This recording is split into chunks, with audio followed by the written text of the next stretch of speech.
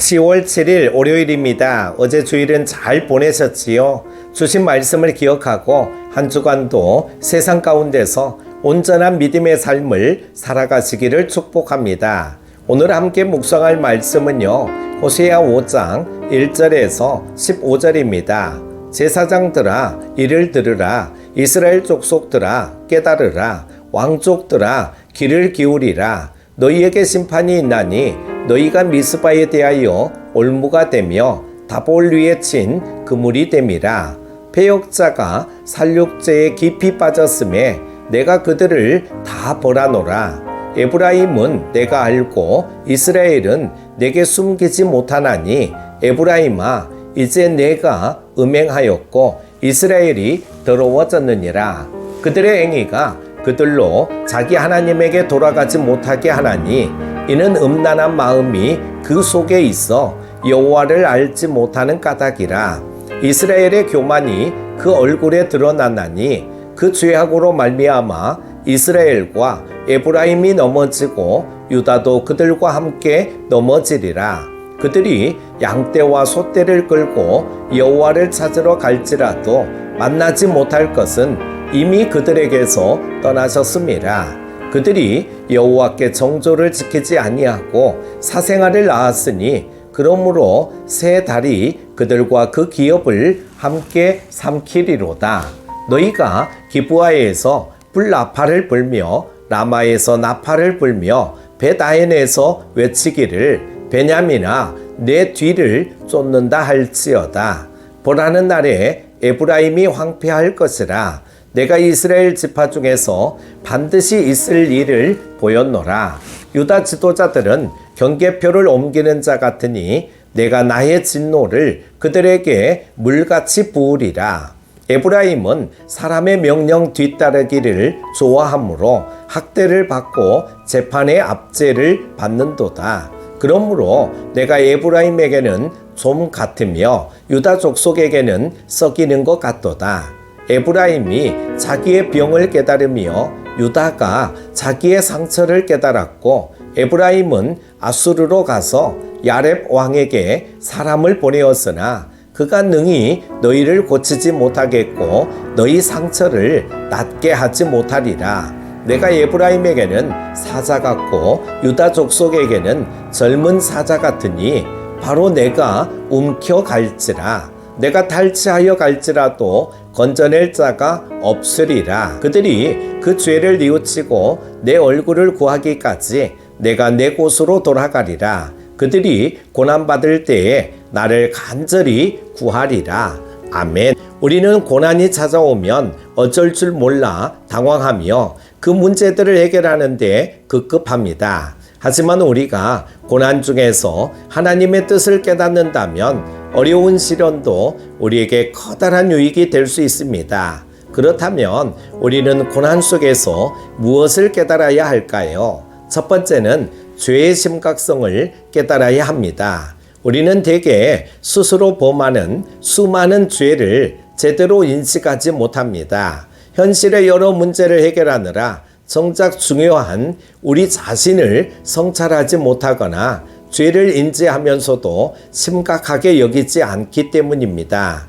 이스라엘 백성 역시 우상숭배와 부도덕한 죄악을 밥 먹듯 저지르면서도 그것들을 심각하게 생각하지 않았습니다. 도리어 죄악이 주는 쾌락에 취해 있었습니다. 하지만 하나님은 인간의 죄의 문제를 반드시 들추시며 언젠가는 직면하게 하십니다. 하나님을 배신하고 우상숭배에 빠진 이스라엘 백성에게 하나님은 적군을 보내셔서 그들로 참패를 겪게 하시고 마침내 멸망을 당하게 하셨습니다. 이런 패턴은 지금 우리의 삶에서도 일어납니다. 하나님이 인생의 고난을 주시는 이유가 무엇입니까? 우리로 하여금 그동안 아무렇지 않게 행한 죄가 하나님을 대적하고 반역한 심각한 것임을 깨닫게 하시기 위함입니다. 우리가 당하는 모든 고난이 죄의 결과는 아닙니다. 그러나 우리의 거룩하지 못한 행실 때문에 징계를 당하는 경우가 있다는 것을 간과해서는 안 됩니다. 이스라엘 백성은 적군이 쳐들어오자 이방 민족에게 가서 도움을 청했습니다. 자신들의 죄를 돌이키지 않고 강대국에 기대 위기를 해결하려고 했습니다. 우리는 이러한 이스라엘의 어리석은 판단과 행위를 따르지 말아야 합니다. 당장의 문제를 해결하기 위해 우리의 잔꾀와 세상의 힘을 의지하는 것은 옳지 않습니다. 죄에서 돌이키는 참된 회개만이 최선의 해결책입니다. 두 번째는 하나님의 마음을 깨달아야 합니다. 자녀를 징계하기 좋아하는 부모는 없습니다. 부모의 살뜰한 보살핌 속에서 자녀들이 기뻐하고 행복해하는 모습을 보는 것이 부모들의 낙입니다. 그러나 거듭되는 부모의 책망에도 불구하고 자녀들이 잘못된 행실을 고치지 않고 변화가 없으면 부모는 어쩔 수 없이 징계라는 수단을 동원합니다. 그럴 때 자녀들은 부모의 마음을 깨닫고 잘못된 행실을 버리는 것이 도리입니다. 우리 영혼의 아버지 되시는 하나님이 우리에게 거는 기대도 이런 것입니다. 하나님은 당신의 백성이 고통당하는 것을 원치 않으십니다. 하나님이 인생들로 고생하게 하시는 것은 그분의 본심이 아닙니다. 거듭되는 선지자들의 책망에도 이스라엘 백성이 하나님의 뜻을 깨닫지 못하자 아버지가 회초리를 들듯 징계의 고난을 주시는 것입니다. 유산을 가지고 떠났던 탕자를 기다린 아버지를 생각해 보시기 바랍니다. 모든 재산을 탕진하고 거지보다 못한 신세가 된 그는 아버지의 마음을 헤아리지 못했습니다. 어리석은 탕자는 집으로 돌아왔을 때에야 비로소 자신을 기다린 아버지의 마음을 깨달을 수 있었습니다. 하나님은 탕자처럼 어리석고 연약한 우리를 사랑하시며 포기하지 않으십니다. 우리는 고난 속에서 우리를 언제나 사랑하시는 하나님의 마음을 깨달아야 합니다. 하나님은 고난을 통해서라도 당신의 자녀들이 죄를 고백하고 악한 길에서 돌이키기를 기대하시며 기다리십니다. 사랑하는 큐티 가족 여러분, 우리가 징계의 고난을 당할 때 깨달아야 하는 두 가지가 있습니다. 우리의 죄가 하나님을 대적하는 심각한 것이라는 사실과 고난을 통해서라도 우리를 의롭게 하시려는 하나님 아버지의 마음입니다. 고난은 견디기 어려운 고통이지만 고난이 주는 고통 속에서 이 두 가지를 놓치지 않고 기억한다면 고난은 우리 영혼의 커다란 유익이 될 것입니다. 오늘 하루도 승리하십시오. 기도합니다.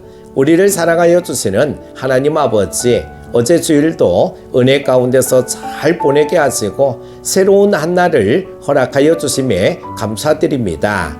주신 말씀을 마음판에 새기고 고난 중에 있다 할지라도 현재의 상황만을 바라보지 말게 하시고 죄의 심각성을 그리고 하나님의 마음을 깨달아 알게 하여 주옵소서. 오늘도 우리 중에 연약한 자 없게 하시고 닫혔던 모든 문들이 열려지게 하시며 주의 은혜가 충만케 하여 주옵소서. 하나님의 음성을 듣게 하시고 하나님의 인도함을 받는 우리가 되게 하여 주시기를 원하오며 예수님의 이름으로 기도합니다. 아멘.